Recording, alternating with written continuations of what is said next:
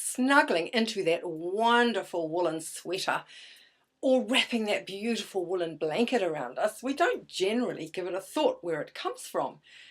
Besides, most people think it's perfectly acceptable to wear wool, as no animals die. Well, think again.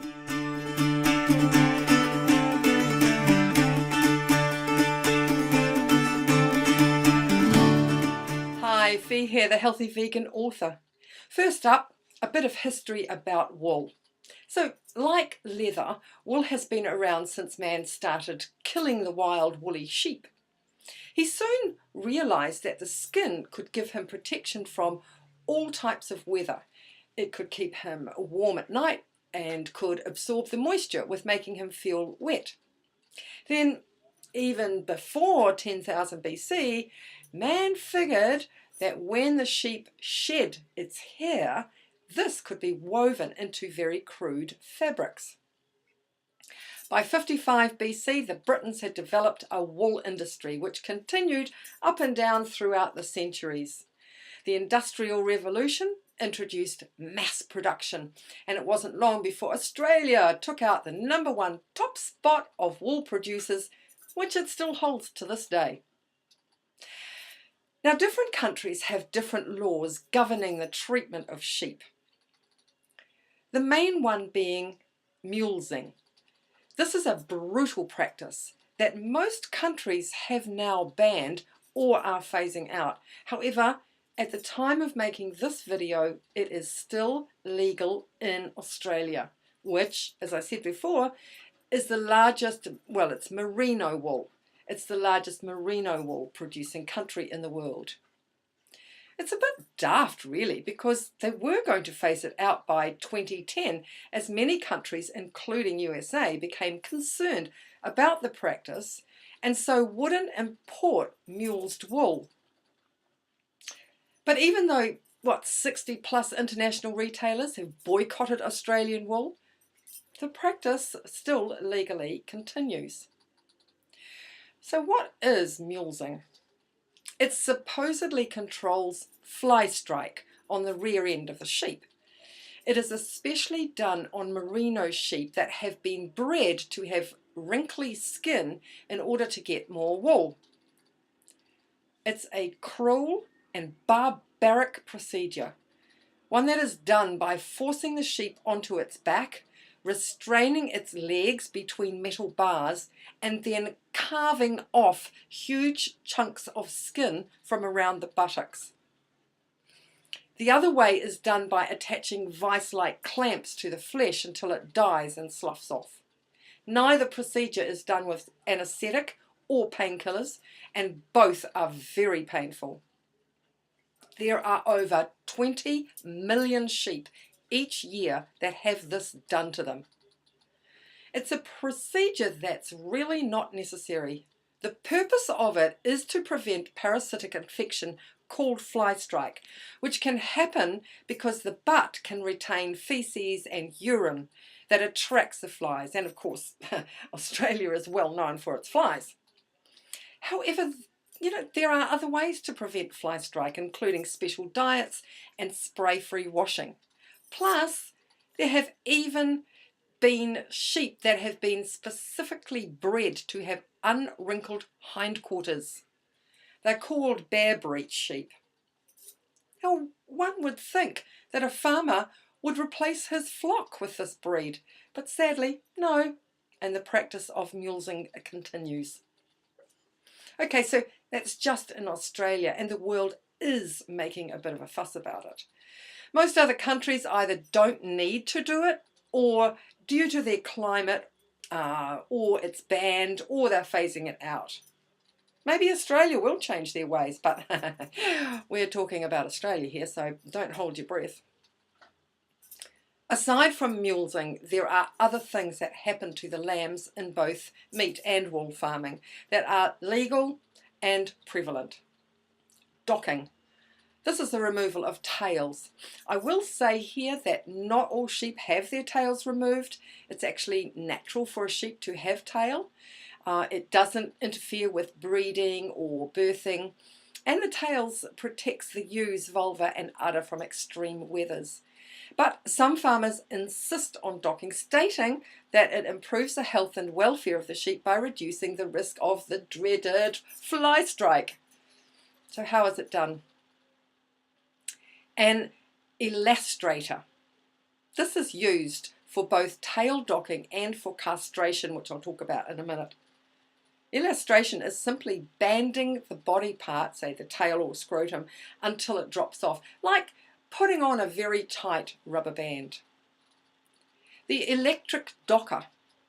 This is using a heating element that cauterizes as it cuts through the tail. Then there's castration, removing of the testicles. Oh, and both these procedures, docking and castration, are performed without anaesthetic and usually without painkillers, even though it is recommended. So castration can be done with the elastrator, as mentioned above. The birdizo, this thing crushes the spermatic cords one at a time. It's designed to break the blood vessels leading into the testicles. Then we have the emasculator. I mean, just the name of it sends horrors down my spine. It's similar, but designed to simultaneously crush and cut the spermatic cord, preventing hemorrhaging, while still detaching the testes from the lamb. It's also used on other male animals, by the way. And there's also the use of a scalpel and an all-in-one tool. Dehorning. So this isn't something that is prevalent with sheep, as most don't actually have horns. However, it is with goats, which is another massive source of wool. Cauterization is the most common and done early in life when the horns are just buds. It's done with a hot iron that has a hole in the end. 2 people are needed, as one will hold the animal while the other puts the hot iron over the bud, twists it around for 10 seconds or until the bud feels loose, then pushing the bud out by pressing with the iron.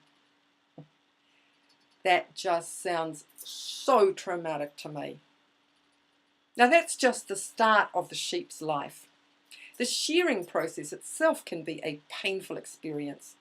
Shearers are usually paid by the number of sheep shorn. This can mean that they can rush to get as many sheep shorn as possible. Unfortunately, in the rush, it's easy to cut the end of a teat off. Struggling sheep can be brutally punched, and inexperienced or careless shearers can really injure parts of the sheep, such as the face or other body parts. The sheep are usually sheared once a year in the spring, quite often just before lambs are born. In the colder areas, spring does not necessarily mean warmer weather, and some sheep can die from exposure to the cold. I know here in New Zealand, spring can bring really cold snaps, including massive snowfalls. 2018 alone saw over 100,000 lambs die due to cold weather. You'd think farmers would delay the breeding and shearing just a few weeks. But no, it'll happen again this year. Sheep generally only have one lamb. Now it's quite common to see twins and triplets, which is a result of genetic selection, intensive feeding, or the use of hormones and other drugs. The problem is that the sheep have been bred to have thick woolen coats. Wild sheep are completely different. They shed around springtime, and they don't need to be shorn. So getting wool this way is perfectly acceptable for a vegan. Under normal circumstances, sheep can live for around 15 years, but because of their wool production falling off, the sheep are slaughtered or even sent as live export around the age of 7. The exports of these sheep are generally to countries in the Middle East and North Africa where there are no animal welfare laws. Most of these animals are killed by having their throats slit while they are still conscious. Many sheep actually die on the voyage from hunger, dehydration, overcrowding, or heat stress. In fact, in 2003, New Zealand banned live exports for meat after a shipment of 57,000 sheep was rejected by Saudi Arabia. 2 months at sea and unable to find a port, literally thousands of sheep died on board. The rest were eventually gifted to a poor North African nation where they were slaughtered in small makeshift abattoirs. While live exports for meat have been banned, we still allow the export of animals for breeding purposes. What happened to New Zealand did see some other countries ban the export of live sheep, but it still goes on.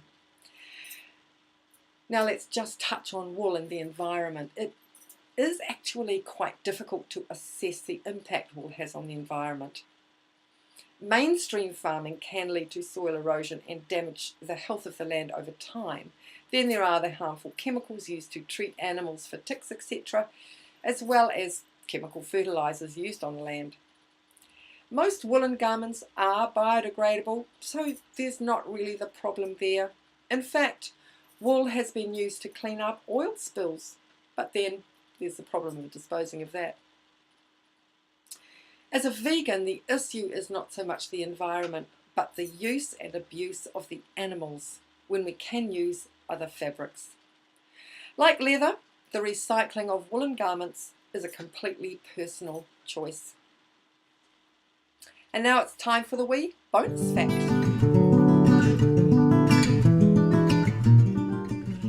You've heard the saying, orange is the new black. Well, in wool, mohair is the new cashmere.